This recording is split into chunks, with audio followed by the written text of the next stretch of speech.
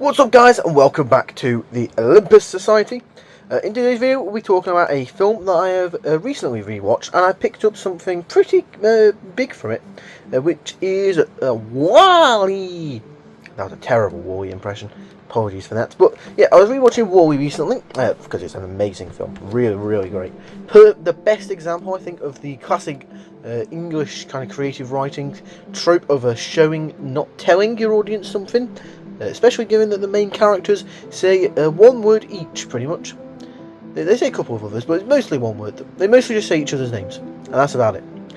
But yeah, I was rewatching it, and I picked up something pretty big, which is that it's kind of a very good kind of reflection, if you will, of what modern life is, and why I feel we can learn a lot from it, and why it's kind of a warning, because it came out in 2008, making it almost 20 years old, which is quite worrying when you think about it, but we'll move past the endless march of time, but we'll ignore that for now.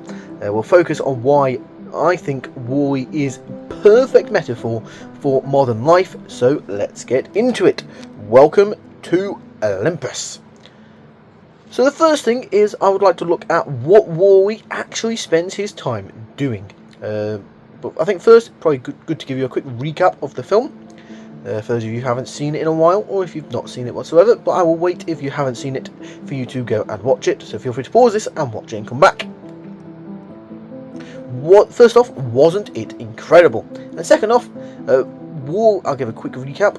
WALL-E basically is a little trash compactor robot whose job is on Earth to go around and gather up all the rubbish that's been left by people, because they've gone off into space. So he has to gather that, put it into little cubes, and just kind of clean up planet Earth for when people return. And he's doing that, and as he's going around he kind of collects little trinkets from his journey of just things he thinks are cool. So there's a bit of like an egg like kind of beta gizmo where he's like spinning it, and he seems cool to him. He's got like a little engagement ring box where he throws the ring aside, just plays with the box, stuff like that. And then he has them all in his house. Then down comes Eve, and WALL-E finds a plant growing, so he puts it inside of a boot and puts it into his little house. And then down comes Eve, who's basically been sent to look for vegetation, to have to tell the people on the Axiom, which is the big ship they've all gone off on, that it's safe to return to Earth. And she does this, obviously, because of WALL-E finding the plant. And then WALL-E takes care of her while she's in hibernation mode, so basically whilst the ship is coming to collect her. Then WALL-E climbs onto the ship as they go off to the Axiom. And then when they're on the Axiom, WALL-E interacts with a few people and basically reminds those people of how amazing life is. So the three main people are John, voiced by John Ratzenberger, who is the voice of Ham, and in every Pixar film, other than he doesn't voice anyone in Soul, but the man himself is one of the people in the subway station, and he interacts with him and kind of helps WALL-E, and then WALL-E helps John kind of re-see life. Then you've got Mary as well, who he interacts with, and then John and Mary end up kind of speaking to each other and becoming friends. There's a great bit where they're looking out the Axiom, looking at space, and they get to see WALL-E and Eve kind of do the helix fire extinguisher flying bit, which is really cool. And they play in the swimming pool, and they didn't even know they had a swimming pool. And then there is the captain of the Axiom, and that is the three main people. And the captain then relearns about how amazing life is, how amazing Earth is, and basically overrules Otto, who's kind of the villain of the film, if you will. No, not the villain, antagonist of the film, whose basic directive is to not return to Earth, even if all the Eve robots are coming back saying Earth's repopulated. It doesn't matter, they're not returning. So they bring the plant back, and they manage to get it in, and they rush back and plant everything, and they save the day. That's a very brief recap of the film. Obviously, I've not done it justice. Go and watch it yourself. It's amazing. But what does WALL-E spend his time doing on Earth? He appreciates the small things in life that make him feel alive. If you, again, just look at his collection of things. You've got the egg beater, which isn't traditionally a toy, but WALL-E finds it entertaining.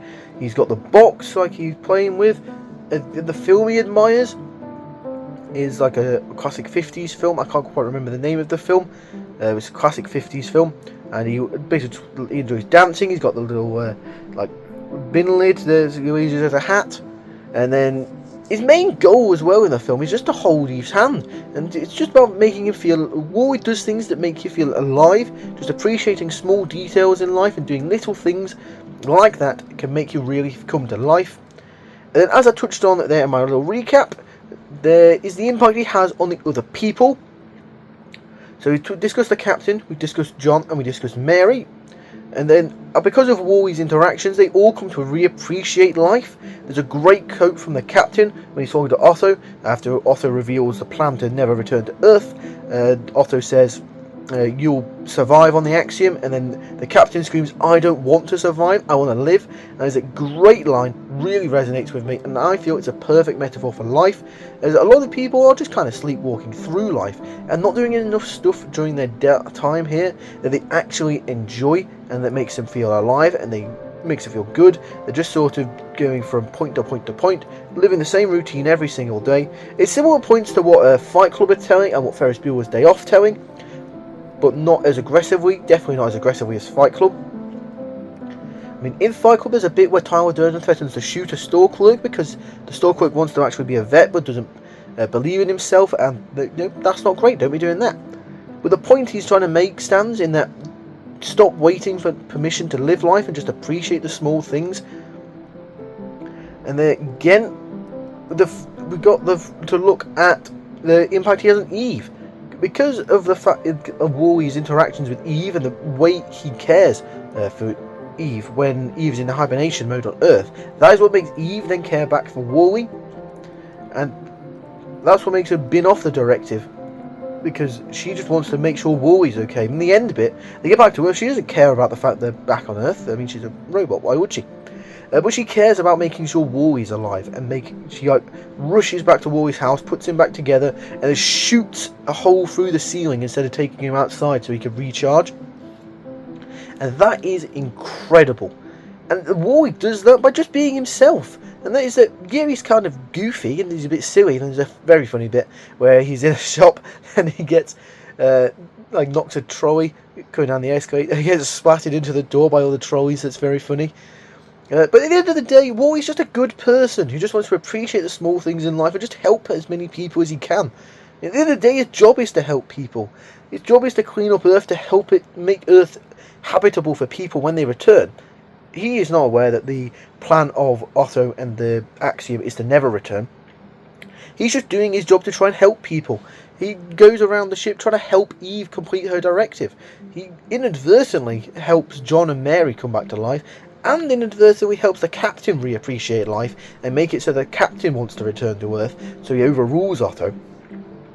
And he makes it so that the other people on the Axiom, who up to that point were just sort of existing as mindless blobs, just staring at screens all day, which is an actual problem in today's world, not just on the Axiom. They're just kind of staring at screens, which on paper seems great, but in reality, it just sort of makes you into a lifeless blob floating through life. However, thanks to Wally, he shows them what life is and reminds them how to live.